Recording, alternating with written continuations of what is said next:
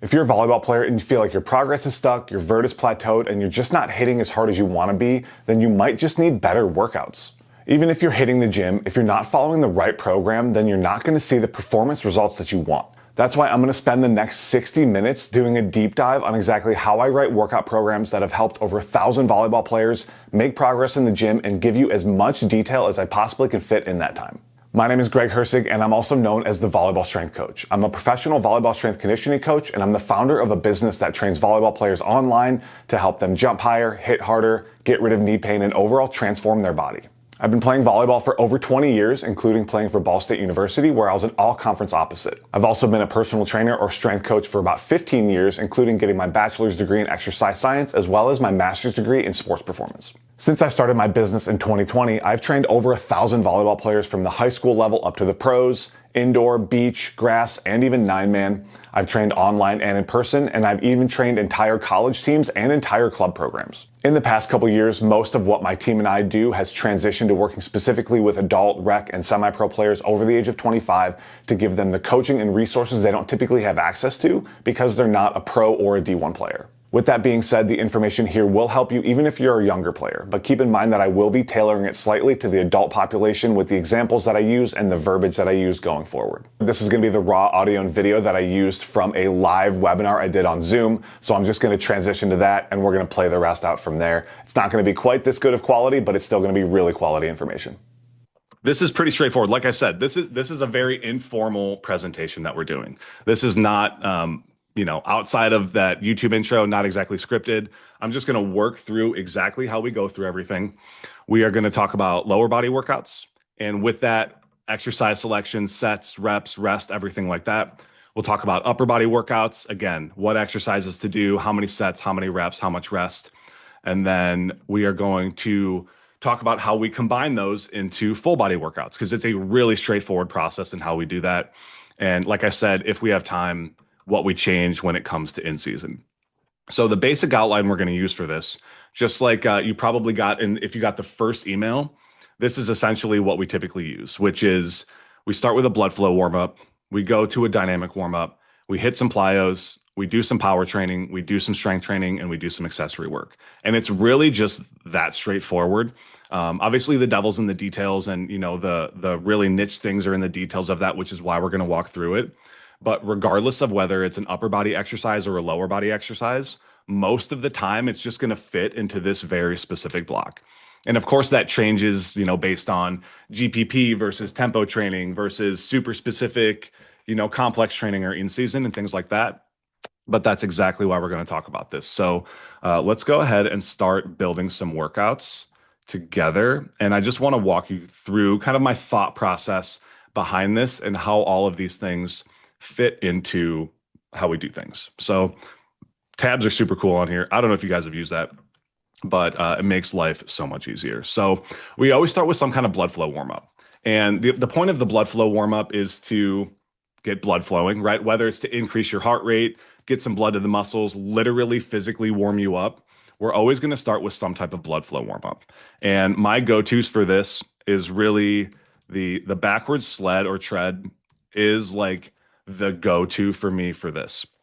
So pulling a sled backwards or doing the incline treadmill walk. If you have knee pain, like just do this. Like always start with the backwards sled or treadmill before you do any workout. Even if it's an upper body workout, you can still do this. And I typically do 3 to 5 minutes on this with people.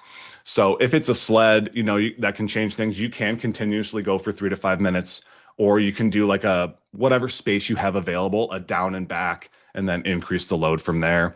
But this is one of my favorite ways to just get warmed up, get the heart rate up, almost get you a little bit of air of conditioning before you even get started, so you can't skip it out at the end. But some other options we'll talk about could be honestly anything with a sled. It could be running, and I actually have something that I'll talk about with the second workout, which is the multi-directional warm-up that I've been doing quite a lot. So we always want to start with this, get some blood flowing. You don't want to start working out cold, right? Dynamic warm-up, I oftentimes do a little bit differently than you would see in like a textbook, where it's not going to be like knee hug, quad stretch, lateral hip stretch, all those type of things. We do it a little bit more specifically for the needs of the workout. Or what we do is this is where we include things like our ISOs and our balance drills, which is what we're going to talk about. So for the ISO, we can do something like a Peterson step ISO, which is essentially an exercise that I took from knees over toes guy, ripped it right from there and turned it into an ISO hold. But it's been one of the most effective exercises we've used for our clients that have jumper's knee. You're basically holding like a single leg quarter squat or a single leg half squat with the heel elevated, and it doesn't even have to be heel elevated. But we would do something like that, like 2 sets of 30 seconds, something along those lines. We pair that with some type of balance drill, and this is going to be a different type of dynamic warm up. But even in a lot of balance drills, like we have this 3 point balance drill, um, we're just working on, moving our feet to different locations. So we are getting a little bit of a flexibility, a little bit of mobility, and a little bit of a dynamic warm up with here as well. And so this would be something where you're doing like 2 sets of 5 on each leg on all of the different positions. And unfortunately, the way this is going to work, like I can't really demo a lot of these things, but I do have demonstrations on all of these things on my Instagram and different places. So a lot of times we're going to superset these things where we're supersetting, we do 1 set of the ISO hold, whatever that might be, 1 set of the balance drill, whatever that might be. And at that point, we're usually pretty well warmed up to get to the exercise. So next thing we typically do is move on to the plyos. And there's this big discrepancy where people use like plyometrics and jump training as completely interchangeable words. And that's just not the case, right? Like all plyometrics can, I guess, be considered jump training, but not all jump training is considered plyometric, which is why I do have this power training separated out here, and I'll explain the differences in a little bit. But with plyometrics, what we're really looking for is like these quick ground contact times. And these really come from like the track and field world, which is why so many of them are really related to sprinting. And we can really kind of narrow it down into 3 different categories for plyos, which is leaps, which is where you're jumping from 2 feet to 2 feet, hops, which is where you're jumping from 1 foot to the same foot, and then bounds, which is where you're jumping from 1 foot to the other foot. And most things really, and they're all considered jumps technically, but basically everything is going to fit into one of those 3 exercise names. And so it's not frustrating, but when I see people do like single leg hops or something like that, I'm like, that's technically redundant, right? Because all hops are single leg hops. It's just like these words do have definitions, they do have meanings, and I wish there was a little bit more continuity, but that's just not how exercise exists. So we will typically throw in like 1 of those or 2 of those, maybe 3 of those per workout, regardless of where you are in the phase. Obviously, all of this is going to be dependent on injury. Let me let this person in. So for example, we could do like forward. Oop, letting this person in too. Like forward and what the heck just happened? Forward and backward leaps. We would do like 3 sets of 20 each direction with that. And then we could pair that with something like a forward hop. And we could do 3 sets of 20 on each leg with that.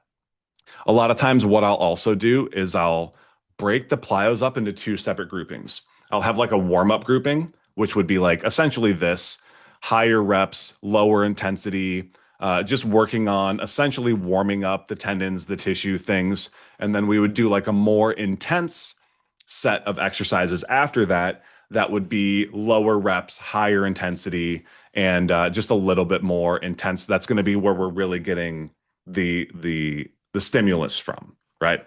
So for example, like it could be, after that, we could just do like hops for distance, and do like 4 sets of 5 on each leg, right? That's going to be way more intense, trying to go as far as you can on each one. Way more intense for 4 sets of 5 than it was for 3 sets of 20. So we could treat this as our warm-up plyos and treat this as a more intense like training stimulus that we're looking for there. And this would also include things like sprinting would really fall into this more intense area from here. Now, the difference between plyometrics and where what I consider power training is a couple things. So an example of an exercise that is jump training, but it's not plyometric, would be like a seated box jump, or really like kind of any kind of box jump, something where there's not a big part of plyometrics is like that ground contact and that ability to rebound off of the ground quickly. So technically it's like anything that is a stretch shortening cycle, you can argue is plyometric, but there's a lot of things like a seated box jump is like by no means a plyometric exercise.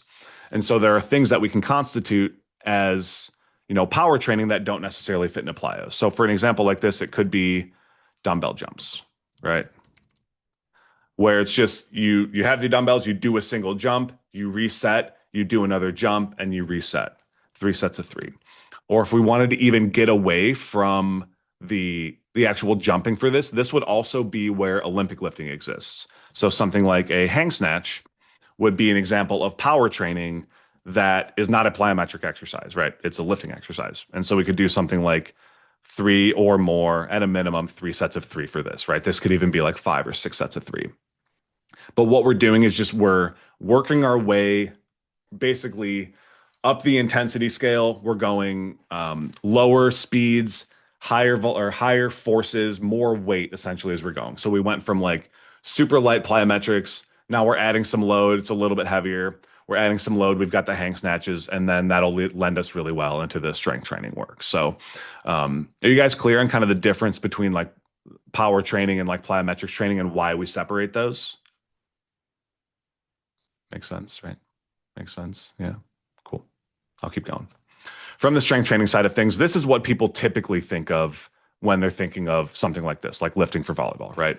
So I also do kind of separate out the actual training for strength from the accessory works that we're going to talk about. Accessory work we'll talk about here in a little bit. So in this case, we're looking at like our heavy back squat, right? 5 sets of 5, something along those lines. Or 5 sets of 3 is actually what I have in this example. It's the same thing. And that's like, this is like our focus for the day. Like realistically, this is like the meat and potatoes of the workout right here. Like if your goal is to jump higher, this is where you want to have your time, energy, and attention being utilized. And if you have to change some things in here, a lot of this is acting as a warm up, for your body, for your nervous system. And everything here is essentially just bonus work. So this is where you want to spend your time, energy, and attention in this area. And if you finish your squats and you're so gassed you can't do calf raises, not the end of the world, right? Like you still got a good stimulus. I will oftentimes actually pair these with calf raises because I do like to match what we did on the upper part of the leg, so like the main movement, with the lower leg. And I just think it like is pretty logical that it's like if you want to jump high, you should be able to calf raise the weight you can squat for at least the same amount of reps. So if we do 5 sets of 3 here, you want to be able to do at least that amount of weight for 3 reps there.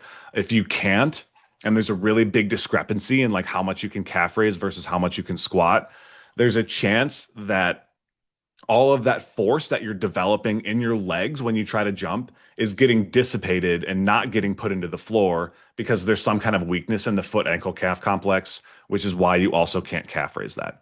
That's not a guarantee, but it is pretty logical, right? It's like trying to jump when you have an ankle sprain or coming off of an ankle injury. Like if you don't have a strong foot, a strong ankle, a strong calf, you're just not going to be able to get the force from your glutes and your quads down in the floor you want to. So we can pump this all we want, but if this is lacking super far behind, it's not going to make that much of a difference. Okay, hopefully that makes sense. Coming from someone with 18 ankle sprains and 2 calf tears, I can speak to that pretty personally on this. Some examples of the accessory work is basically going to be the stuff we didn't hit here. So anything posterior chain, like Nordics or RDLs or something like that, we would want to do after we do our main work. Again, like this is stuff we care about, but we care about less. So we would want to do that next. This could be like any kind of tib raise, right? We would want to do like 2 sets of 20, and then we can superset that with like a Copenhagen and do 2 sets of 10 on each one of those, right? So this is kind of how I would separate out that accessory work, and I would probably superset these two. So this is a good workout. This is a good lower body workout. Very general, right? Not super specific in any one way, but feel free to just rip this workout. Like copy this down. You can take it. You can have it. I don't care. We're here talking about it. And I'm going to give you another one. So we're just going to keep going because the whole point of this is to get you guys to understand my methodology and help you get a little bit better at programming workouts as well. So what I'm going to do is I'm just going to take this. This is why this is here. Take this, pop it down here like this, and we are going to go lower body two. And this is going to be important because lower body two is what I'm going to rip for the full body workout. If you guys do have questions on this, write them down, save them. Happy to come back to this later, but we are just going to keep on moving here. Okay, lower body two. Another example of a blood flow warm up. I had mentioned earlier the multi-directional warm up. I do want to talk about that. Other things that would be in here would just be like treadmill jog. I'm not typing. Treadmill jog. I told you I wanted to do this to be informal. We're just working together here. You could do like a sled push. If you have knee pain, you just do this. Just do it. Just do the sled, do the treadmill both times. Just do it. It'll be good for you. It's going to be one of the best things for your knees. This multi-directional warm-up, this is something that I got from, I think I kind of like pulled it from Triphasic Training 2, which is back there somewhere. And I really like it. I don't know if I do it exactly the way they talked about it in the book, but I don't think I've posted it. I've got like videos of me doing it, but it's a really athletic, straightforward warm up. All you do is you have a distance, it could be a quarter, it could be whatever. You jog forward, you jog backwards, you do side shuffle down, side shuffle back, karaoke down, or karaoke down, karaoke back. So you're getting forward, you're getting backwards, you're getting some side to side movement, and you're getting some rotational movement from the karaoke. And you can even add other stuff there if you wanted to. If you wanted to do skips, if you wanted to do something else. And you would just do that continuously for 3 to 5 minutes. And I've been really liking that to add some, especially from the karaoke, like add some rotational component to the warm up that we just, as volleyball players, like rotation is kind of the existence of our sport, right? It's all derived from rotation. So the better your ability to rotate, the better of a volleyball player you have potential to be realistically. And throwing that into the warm up can be really beneficial. So I will do a post on that pretty soon. It's a boring post, but like, it's a post. And that way you guys can see it. Just run down, run backwards, side shuffle down, side shuffle back, karaoke one way, karaoke the other way. If you don't know what karaoke is, it's when you alternate which foot, one foot goes in front, one foot goes behind. Really good rotational warm up. From the dynamic warm up side of things, I do keep this pretty straightforward. If we do some kind of ISO, so another example would be like a split squat ISO, throw some dumbbells, throw some load on it, do it again for 2 sets of 30 seconds on each leg. And we would pair that with another balance drill, which I love as like a single leg RDL rotation. Some people call these like airplanes, but basically where you're down in the bottom of a single leg RDL and you're rotating your hips open and closed. Super good balance drill. Gets the posterior chain warm up and gets your lateral glutes really warmed up as well. We would do like 2 sets of 8 on each leg. So it's not, again, not a traditional dynamic warm up like you might see from volleyball, from track and field. I really reserve those type of things for like sprinting and playing, maybe max jumping, maybe, but not really. And that's again like knee hug, quad stretch, lateral hip stretch, lunge, side lunge, like all those things. Like I never do that before I lift unless I'm going to sprint because it's just not necessary. What we really want to focus on from the warm up side is warming up the things we need to do for that workout in particular.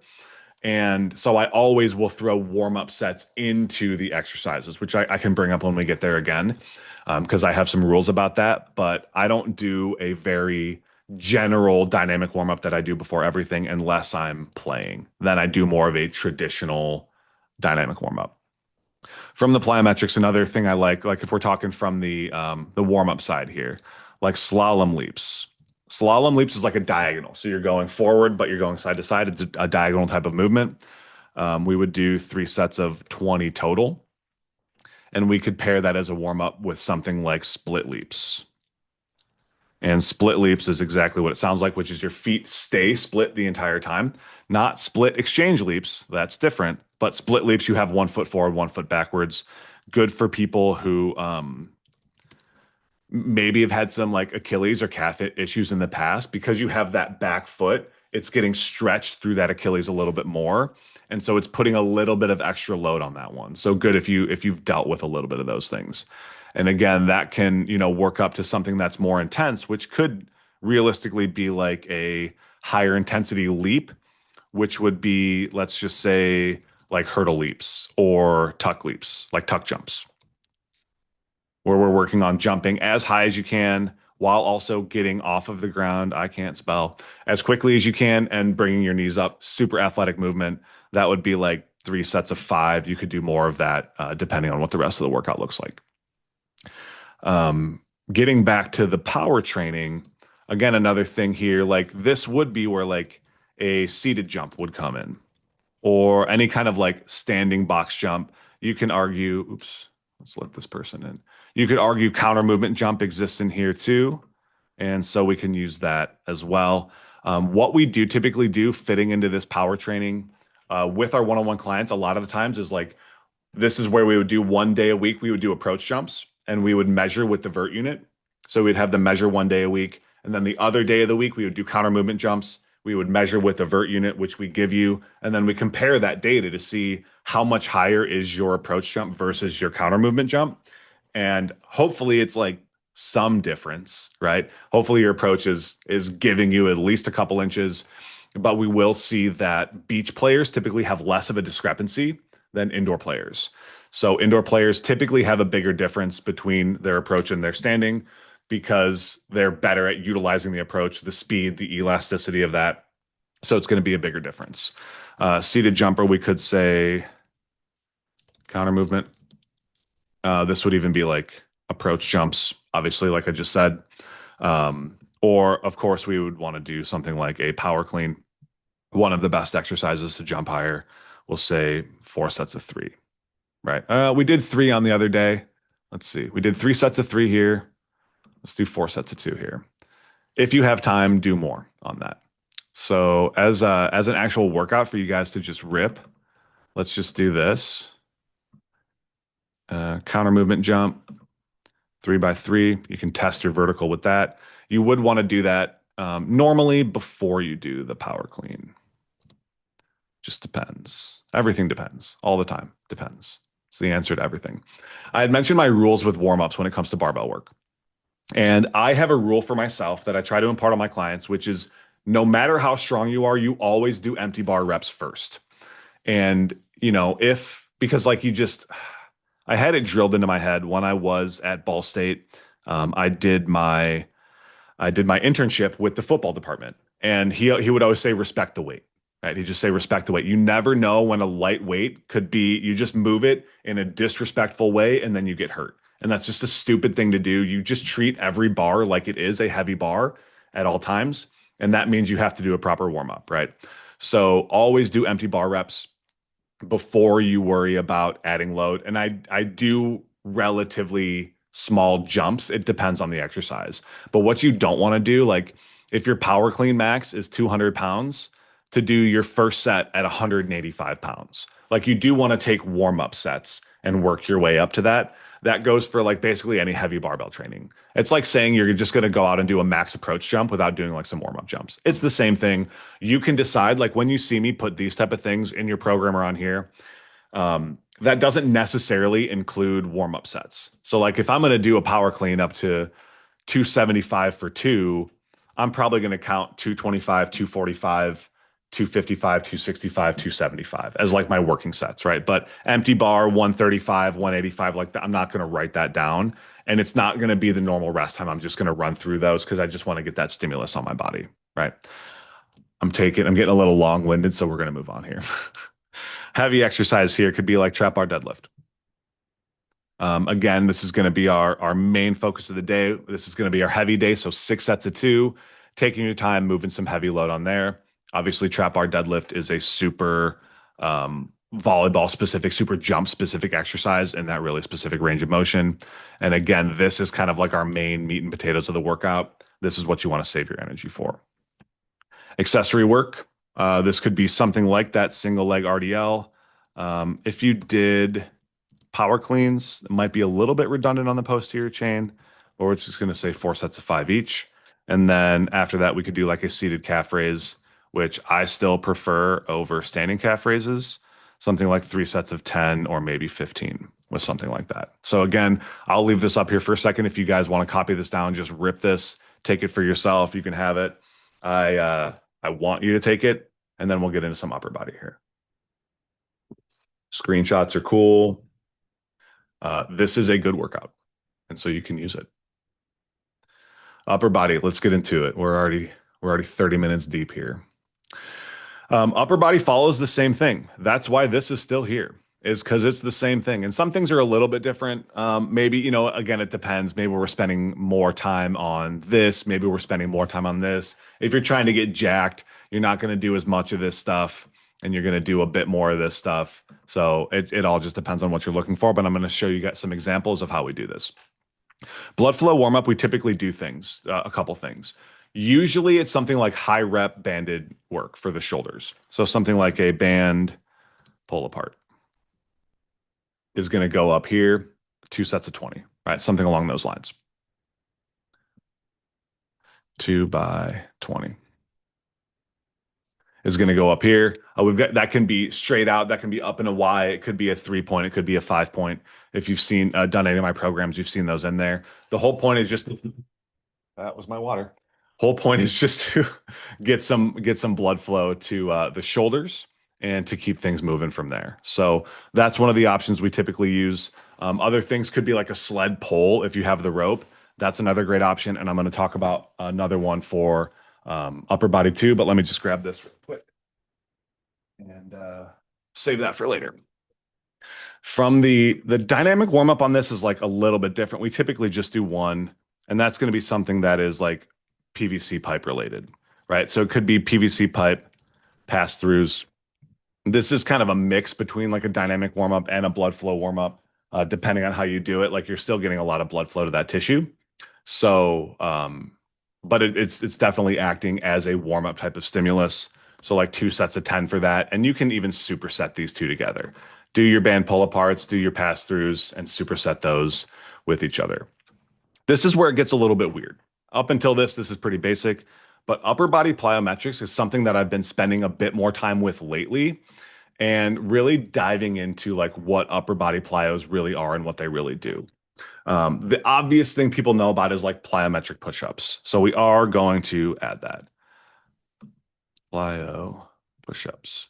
I think they're great. They're still a great exercise. I like to do clapping push-ups because it gives you some kind of like stimulus of completion of rep. Like, you like when you do apply a push-up, you're like, how high do I go? Did I really go high enough?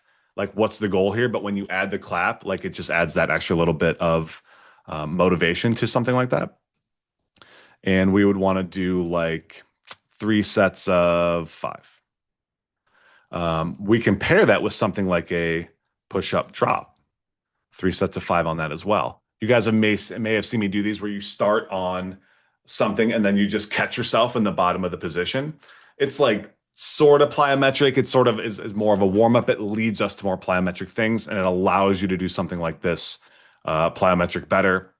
I did do that I didn't post the video yet, where I was trying to jump to the highest box I could on a plyo push-up. That's where these really come in handy, is learning how to do that. But I will give you some more examples of that here pretty soon. Power training, again, I've been having a ton of fun with this lately. All of the med ball throws, all of the landmine exercises, that exists in power training for here. So that would be like a single arm chest pass. We would say 3 by 5 each. And we would pair that with like overhead med ball throws. And that would be like 3 sets of 3. So that single arm chest pass, holding the ball here, using your entire body to throw that ball forward as hard as you can.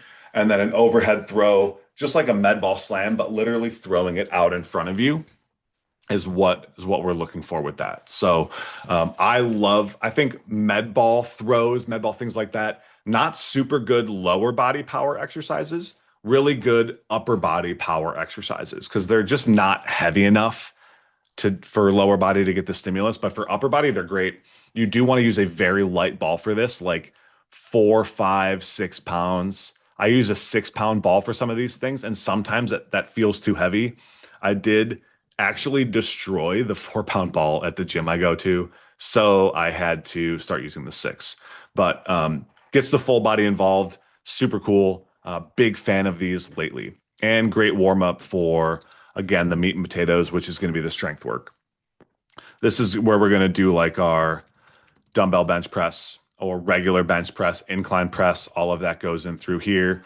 We want to have it lower reps so that it's higher in weight. And I love to pair that with like a dumbbell row, 4 sets of 5 each on here as well. And this is again where you want to spend, the majority of your energy expended on something like this. I realized I didn't touch on like sets and reps on why we do these things. So I do plan on touching that at some point while we're here so I can use some of these as an example.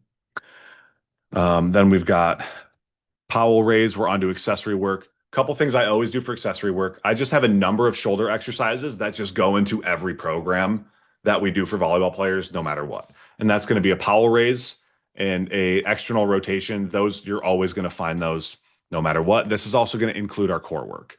So I'm not going to go through it today, but it's like shoulder stuff. If you want to do arms, so biceps, triceps, lateral raises, that type of stuff, that all falls under accessory work. And then this is also going to be our core work. So Powell raise three. Let me just still letting people in. Love it. 3 by 10 each.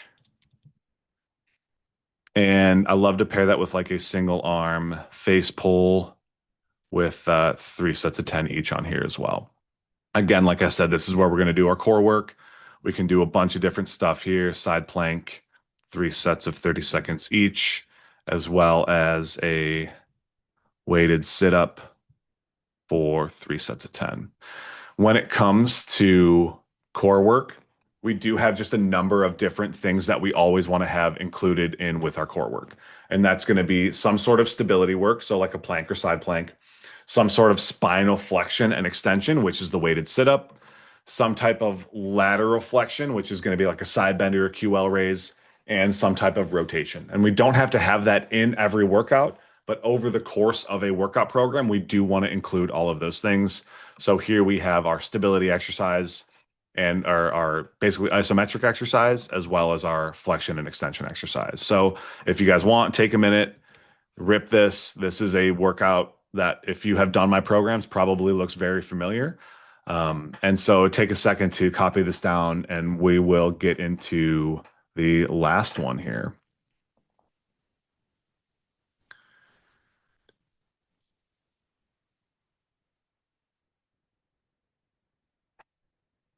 Okay. You guys good? Everybody good? Sorry, I'm not actually checking the chat. I should have it pulled up. Oh, yeah, you guys can probably. Oh, I can just leave it over here. That's great. Look at you guys. Oh, you got the screenshots. I didn't know I could have this over here. That's super sick. Okay, cool. Let's go upper body 2. Copy this. We go upper. And then after this is where the magic happens for the full body. I'll say upper body 2. All right, I'm going to get through this one quick. You guys understand the philosophy behind this stuff, right? So now I'm just going to give you guys the workouts. Just kidding. I want to talk about something for the blood flow warm up, and that is rope flow. Rope flow is, I'm not necessarily new to it. I've been doing it for like a year. But I'm way better at it now. And it's one of those things that when you get better at it, it's so much cooler. When you're starting, you're like, I don't really know about this. Seems a little bit lame. I should just be jumping rope. But then as you get good at it, you basically feel like a ninja. Super cool. If you guys want some good information on rope flow, I've got my boy ET. His name's Edward. ET Strength on Instagram. That's where I learned rope flow from. If you just look at rope flow on Instagram or YouTube, I think it's a phenomenal way to get your shoulders warmed up. We're talking about blood flow warm up, right? Also acts as a dynamic warm up because there's a lot of things where you're like coming behind your back and working on getting behind your back. Super cool from that. Great for like the shoulder internal and external rotation. You can do things overhead. You can literally use it to do like an arm swing type of movement, but it also helps integrate your upper body with your core and your lower body all together to just get your body working kind of in unison. It's really good for your brain and it's really just good for coordination. I think it's very valuable as kind of like we are getting older to learn new physical skills. And I think rope flow is a very low barrier to entry, but very like fun and engaging way to learning a new physical school, a new physical skill, challenge your brain, challenge your body. And so if you guys want more info, I've got a couple videos on it, but there's people who are like absolute freaks at it, which is why I got sucked into it in the first place. When we get into the dynamic warm up from here, I really like the hitting position ISOs. And this also doubles as um, like a blood flow warm up. And that's the ones I reposted recently where you're like pulling on the bands in like those different positions to work on strengthening your shoulders, strengthening your back, pulling back into here. And it's essentially using a band to hold an isometric position at various different positions that we hit a volleyball from. So big fan of that. Acts as a dynamic warm up, also acts as a blood flow warm up. And getting into the plyos here. Another big one you can do. Let's plyo med ball chest slam. We'll do 2 sets of 10. If you're doing medicine ball throws where it's like a quick reactive throw, so it's a bouncier ball you're throwing it against the ground or a wall, and it's more of like a quick back and forth type of thing, that makes it plyometric. Where if you're holding and you're just throwing it as hard as you can, power exercise. If it's a quick like back and forth type of movement, more along the lines of plyometrics. So we got plyo med ball chest slam, and we compare that with something like a plyo overhead wall throw. We'll say 2 sets of 20 on this.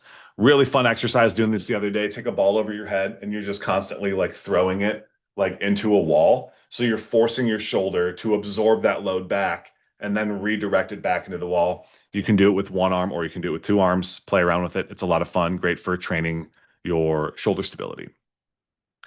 Now that's going to set us up for our power training. Really love the Landmine University exercises these days. So Landmine University, that's the coiling core where you're working on the side bending and the different things, right? Check my page for that.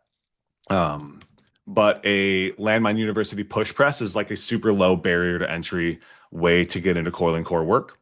And it takes very little time to learn how to do that exercise as opposed to like a clean or a snatch.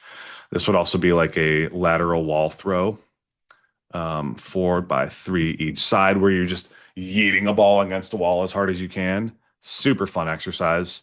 A blank brick wall is one of the most underrated pieces of equipment you'll ever find at a gym, where you can just throw some stuff against the wall. It's so underrated. Like so many gyms just don't have the option to. If you do, please take advantage of it. Strength training, we did a horizontal press last time. So now we're going to work on a vertical press, which is a barbell strict press. This can be barbell or dumbbell. And we did a horizontal rowing movement last time. So now we are going to do a vertical pulling movement this time, which is my favorite, the crossbody lat pull down. And this is going to be 4x6 each on here. Reaching across your body, pulling through. I love this exercise. I had never seen anybody do it before. I did it to help fix my back pain, like kind of transitioning from a regular single arm lat pull down. I just wanted to create a little bit more of a stretch in the QL. So it was an absolute game changer for my lower back pain. Getting into the accessory work, always in every single program in some capacity is going to be dumbbell external rotations. We're looking at 3 sets of 10 on each side. And we're going to pair those with another knees over toes guy favorite, which is the trap 3 raise. And we're going to hit that for 3 sets of 10 as well. So I always do shoulder accessory work. Sometimes I do arm accessory work in these programs for the guys, or honestly, even for female clients, like it's still valuable. But this is where it would go, would be like here before we get into the core work, which could be like cable rotations, 3x10 each. And oh, it fit. QL raise, 3x10 each. So if we look at the core work here, we've got our side plank, which is our isometric stability work, weighted sit up, which is our flexion and extension, cable rotation, which is obviously our rotation, and then QL raise, which is our side bending movement. And so we've hit all of our main components just from these two exercises. So take a second and go ahead, rip this, and then I'm going to throw this into a full body. I know we're getting a little low on time here, but I'm gonna run through it. So I did knock over my water. Some of it survived. Hopefully the stuff that got wet doesn't matter. Cool, let's move on. Full body. We are going to smush lower body two and upper body two together. So this is literally what we do with clients. If we have clients, some of them train 4 times a week, so it's two upper, two lower. Some of them train 3 times a week, so it's upper, lower, full. And some clients do both. Some days they do 4 times a week, some days they do 3 days a week. And so what we'll typically do is have like a 4 day a week program.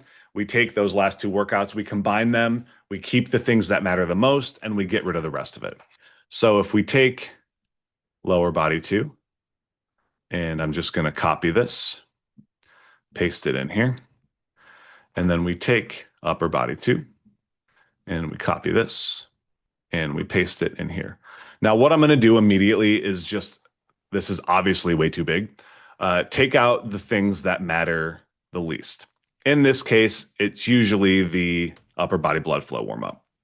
And it's usually the upper body warm up stuff in general, because you're gonna get most of that work in with some of the lower body. Really, what we do save is most of the strength training and accessory work is typically what survives here. Something like these ball throws, like that can definitely fit depending on what your goals are. We just usually keep this maybe more jumping oriented, right? So in the case of this, I'm just going to go ahead and take all of this out. That's going to leave us with our upper body strength training, our upper body accessory work, and our core from here. So now this is already a much smaller workout. The other thing we would do is reduce the sets and reps of the plyos. So 2 sets instead of 3. And we would definitely reduce this just down to one thing. So in this case, let's just call it power cleans. And we would go from there with that. So again, looking at a much more manageable workout from here. Again, this is just one. Other things we can look at, it's just going to depend on the client, right? But we already do have power cleans here and trap bar deadlifts, single leg RDLs, not super necessary, still a great exercise, but we have them in the warm up up here, right? So it's not the most important thing that we need. Now we're at a point where this is like a relatively usable workout. We can even do things like this. We can take seated calf raises down to 2, and we can do our upper body stuff at just 3 sets instead of 4. Even some of this stuff can go down to just 2 sets instead of 3, because we don't want this to be a 2-hour workout.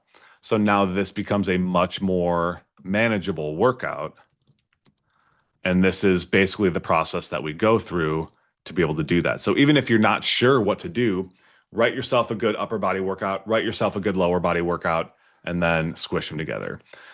This alone has taken me much more time than I expected. So I want to know if you guys want to save a little bit of extra time for Q&A, or if you would rather have me go into the performance block really quick. Let me know. So let's see. Let's do a 1 for Q&A in the chat, and let's do a 2 for performance block. 2, 2, 2. Cool. You guys can ask me questions whenever you want, huh? 2, all 2s. All right, perfect. We're coming back. First thing I'm going to do is I'm going to pull this up, because my notes tell me show Google Sheet with programming options. Sick. This is what we use as a couple examples for what we do with clients. And I wonder if I can, no, that's all right. I'll just do this. I'll just pull that chat up again if I need to. There it goes. So this is what we use. And this changes based on the client, but this is what a 12-week program will often look like for a beginner client, for an intermediate client, and for an advanced client. And again, with our one-on-one clients, these are customized, and it can change on a week-by-week basis, especially some of these things like deload weeks, right? And I am a big fan of triphasic training. If you guys don't know this, basically all of our clients do triphasic training. It is one of those things, and I'll explain what it is. One of those things where I found out about triphasic training from Cal Dietz being on the Barbell Shrug podcast after I had finished a master's degree in sports performance. I had never heard about any of this, and I was pissed. I was like actually upset that I'm like, how did I go through a master's degree, 6 years of school, and never heard about how well a training system like this works? So I'm going to talk about some of the details here. If we look at the beginner exercise, if we're coming in with someone who has never really worked out much, we are going to spend a decent amount of time on them with GPP. And GPP is general physical preparation or general physical preparedness. And it's essentially kind of what we looked at. The exercises are very general, so they're not very specific, right? We're going to do back squats, deadlifts, push-ups, pull-ups, weighted carries, just building a foundation of muscle and strength so that we actually have something to build on. And the less experienced the client is coming into work with us, the longer we do a GPP phase for. It does typically only last for 4 weeks tops. Sometimes we'll get in 2 weeks with them and they're putting up really good numbers so that we know we can move them to the next phase. From there, we always send them to the depths of the eccentric training. And we'll talk about the details on eccentric training, but it's basically going down slowly, right? So everything you're doing a 5 to 6 second eccentric phase. On a squat, that would be on your way down. On a bench press or push up, it's coming down to your chest. You're going down slowly the entire time you're doing it. After that, we're going to work on 2 weeks of doing the isometric phase. And isometrics in this context means pause reps. It doesn't mean iso holds like we talked about earlier. So the actual ISO holds are going to be in every program no matter what. Sometimes we dabble with some long duration ISOs in these workouts, like holding positions for like 2 minutes. But what this means is like when you do your squat, you stay at the bottom for a 3 to 4 second count on every one that you do. And all of these have their individual benefits that I'm going to go back and I'm going to show you through here in a minute, but I want to get through this. After this, we've been going pretty hard for 8 weeks. Even for a beginner client, it's usually time to give them a deload week. And a deload week is where you just have, a little bit of time off. We can do it as an unloaded week if we want, but we basically reduce the volume and the intensity of the workouts. We take out a lot of the jumping. We reduce the load of everything. We reduce the sets of everything. And we just really focus on allowing their body to actually recover. And so, because performance can start to go down. So once they have this deload, they can actually super compensate and get their way back up. And then for the last 3 weeks, we would do complex training, which is really going to be more of our speed and power phase. And I'll talk about that in a second here too. But you can see it's color coordinated, right? Color coded, so it works. We usually follow the same type of flow for this first 12 weeks for most people, kind of no matter what. Now, when it gets to a 6 month or a 24-week program, that's where things can change a lot. That is past the scope of what we're going to talk about today because that does become very individualized for that client. But this is a really good setup depending on where you're at to just break through some plateaus. Like if you're on like a lifting plateau, you can take the workouts I just gave you. You can do them with the eccentric for 2 weeks and then the isometric for 2 weeks tempos, and then get to the concentric after that, which is basically no tempo, and your numbers are going to skyrocket. Like it's going to blow your mind how much stronger you are after that tempo training than you were before.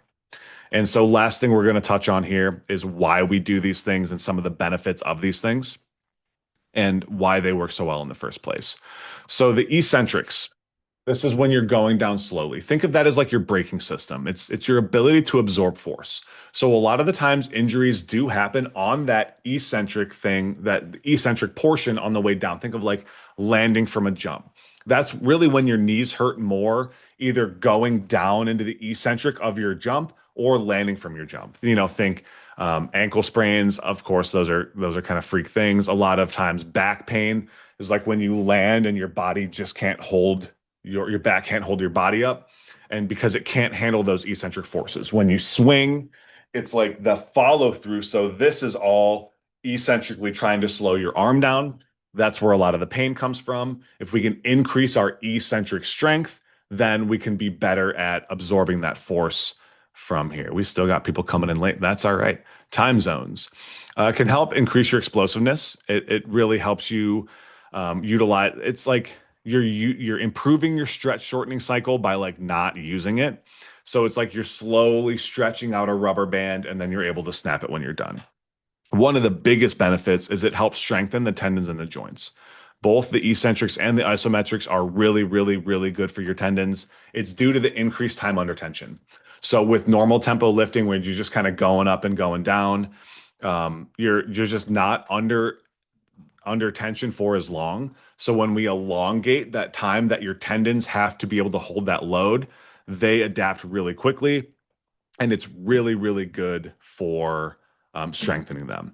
Something that we're messing around a lot with lately, thanks to Coach Dion, is slow reps on the eccentric and the concentric. And he personally has gotten really good results for his shoulder, his quad tendon, and his Achilles with doing just slow reps in general. So slow on the eccentric and slow on the concentric on the way up. It helps you create more efficient movement. So when you're going down slowly in a movement, it basically forces you to own the positions. You can see your compensations more, and you can make adjustments to that while you're going down slowly. And it does set the foundation for everything else because it really does get you stronger. There's nervous system adaptations. There's a lot going on that sets the stage for everything else. So if eccentrics are our braking system, then isometrics is the control and stability. It's like our handling in a car, right? So because we have to be able to pause in these positions, it increases our joint stability. They get used to holding very sport specific positions. Again, it increases our strength and explosiveness, and it helps with something called rate coding. And rate coding is like how well your muscle fibers work. So when we use our muscles, we're not using 100% of the muscle fibers we have in our body. Something like eccentrics and isometrics are not only going to increase the amount of muscle fibers we use, but they're going to increase our rate coding, which is how well they work in conjunction with each other. So instead of like big differences in when the muscles are firing, they're going to fire much more closely together. So you have more muscle fibers working at the same time, and thus you can produce more force. Again, really good for strengthening tendons and joints for the same reason as in increased time under tension. And in the same way, helps you get better technique and movement patterns just because it's forcing you to own these positions that you're in because you're going to pause for 4 to 5 seconds in each spot. So if eccentrics are the brakes, isometrics is our handling, and then concentrics is really like the gas pedal. It's working on now expressing all of that newfound strength and power that we have from the additional 4 weeks before that. And it allows you to apply that new strength, stability, and power into weight room specific things. And it can help us increase our rate of force development. We get a lot of that in the complex training as well, but rate of force development is basically not just how fast can you or it's not how much force can you produce, so how strong you are, but it's how fast can you produce that force. Something like power cleans, Olympic lifting are really good at increasing RFD. Complex training, this is where we would get to after that, where we're really looking at expressing our strength and power. This is where we pair heavy exercises with a mechanically similar jumping or power exercise. That means you do something heavy and then you do a jump that kind of looks the same. So it would be a squat and then a counter movement jump. Or even like we'll do a depth jump or a trap bar deadlift with a depth jump. Those are very similar mechanisms. They're mechanically similar. So you pair them together. And the whole point is that the heavy exercise increases the nervous system, it revs up the muscular system, and then theoretically allows you to express more power and strength on that jump. And so that's called post-activation potentiation, is PAP. So now where this allows you to apply the new strength, stability, and power to the weight room, this allows you to apply the new strength, stability, and power to more volleyball specific things because we're moving lighter loads at faster speeds, which is more similar to playing. If we only ever move heavy loads slowly, we get really good at moving heavy loads slowly. So that's not what we do for volleyball. Every once in a while, it helps to have more of a power phase in here where we're working on expressing that power and increasing our RFD. Last thing I'll touch on, and then we'll call it, is advanced complex training. And this is basically the next step after complex training, where we're taking the theories of complex training of the post-activation potentiation, the lighter loads and faster speeds, and we're just taking that to the next level with generally lighter loads and generally faster speeds. And sometimes we'll even this is where we would do French contrast training. So French contrast training is basically a combination of all of the above. You do a heavy exercise, just lighter than you typically would. You do a jumping exercise, you do a weighted jumping exercise, and then you do an assisted jumping exercise. So you're getting this full spectrum of the force velocity curve, which I know is kind of like fallen out of favor, but you're getting a combination of like heavy, light, fast, getting just surfing the whole spectrum. You get the entire thing there. And so this is really where we're looking at like peaking our vertical jump before an event, before a big tournament, before playoffs, and something like that. Okay. So again, that's why we do all of these different things, why they're so beneficial. And you can take all of these workouts we talked about, you can apply these tempos to them, you can do it in this fashion, and you will 100% see results after you do something like that. Sound good?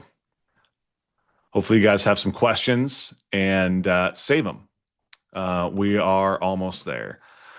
And we will, I mean, I'm not in a hurry. If you guys have to jump off, we're already after 9. I get a little bit long-winded. I get it, but I can stay as long as we need to. So we'll definitely have some time for Q&A. But all in all, like hopefully you guys liked it. Hopefully it was helpful. It is a lot of information though, right? Like it's a lot. And so it can be hard to take that information and apply it effectively. And that is basically why my job exists in the first place. So again, please take the information, apply it as much as you possibly can. And if you do have any questions on that, I'm happy to answer in the second part of this call. So again, we'll get to the Q&A in just a couple minutes. As promised, I do want to take a few minutes to explain how we take everything that we just talked about and implement that with our one-on-one clients. Okay. So we do have a service that is called one-on-one elite coaching. And this is where our goal is to provide you with literally all of the resources you need to get an insane, just physical and volleyball transformation, generally in the next 3 to 6 months. And so what we do is we break this down into 3 pillars. We have 3 main things we focus on. Pillar 1 is fitness, and this is going to be your workouts and nutrition. So with this, we're going to write a completely custom workout program. It's going to be your strength work, your plyos, your mobility work, your rehab and prehab, all of the stuff we just talked about. And if you want other things like cardio and other things like that, we would implement that into a program with you. So we do everything through an app called Trainerize. So we'd set you up with the app, you'd have everything on your phone, and you work with your coach to decide how often you want to lift, exactly what you want to do, everything like that. That way you can just walk into the gym every day, you know exactly what you're doing, and you know for sure it's taking you a step closer to your goals. The other half of that is we are going to set you up with a nutrition coaching protocol. And this is really if you have, a big weight loss goal, a big weight gain goal. This is a really important thing, but it's also really important for things like performance and recovery. And we can even help with game day nutrition, tournament day nutrition, those type of things. And we have a couple different ways we can go about it. So it just depends on what works best for you as an individual. Typically, it's either calorie and macro tracking for people who do have those more serious weight loss or weight gain goals.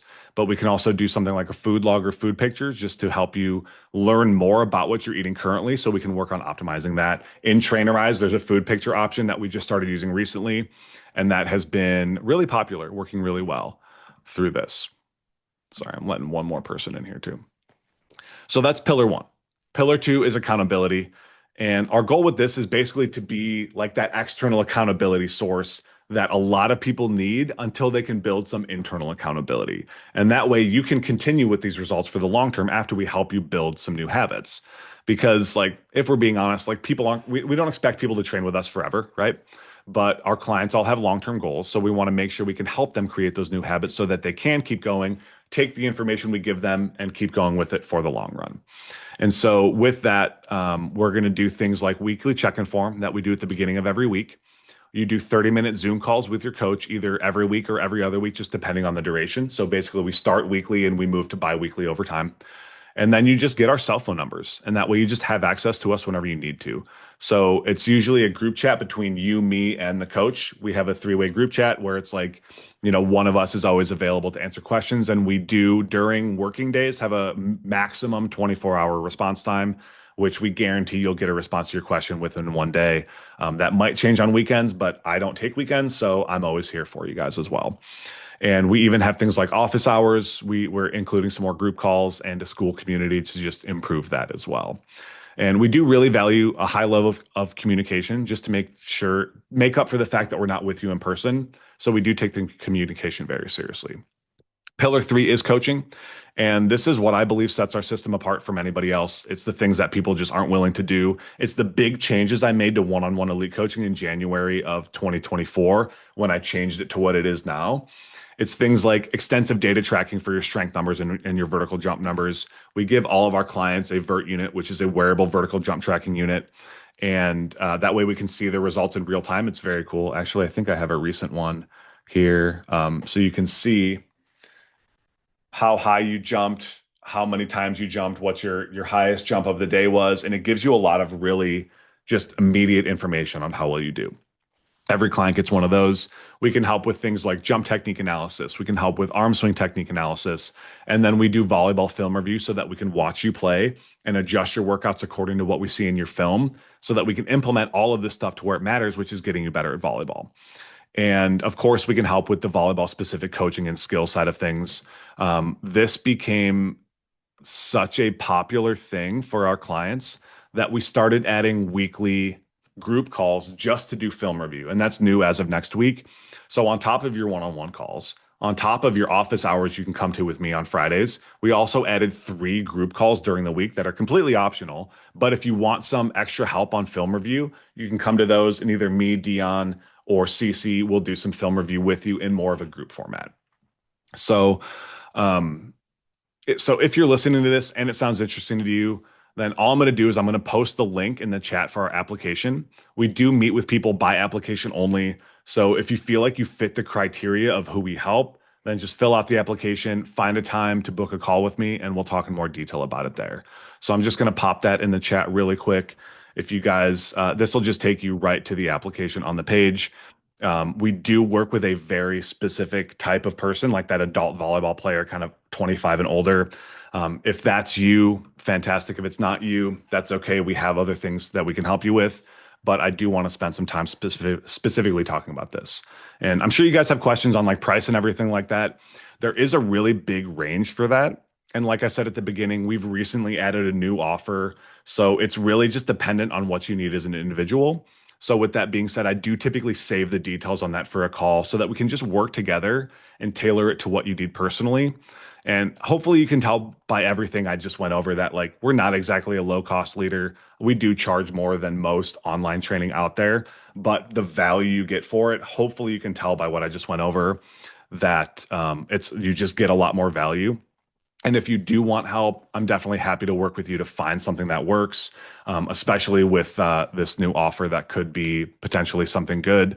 If you want information on that, happy to give you more details. And again, there's the link for the application. If you feel compelled to fill that out, great. If not, please just take this information, use it for what you want, and we will. I'll help you any way I can from there. So, with that being said, that's all I have for you guys. I'm willing to stay around as long as I need to answer questions. It's 9:11 for me right now. I got plenty of time. My family's sleeping. So if you guys do have questions, we got a couple options. I'm going to keep the chat open. You guys can raise your hand, and I will probably see you guys first.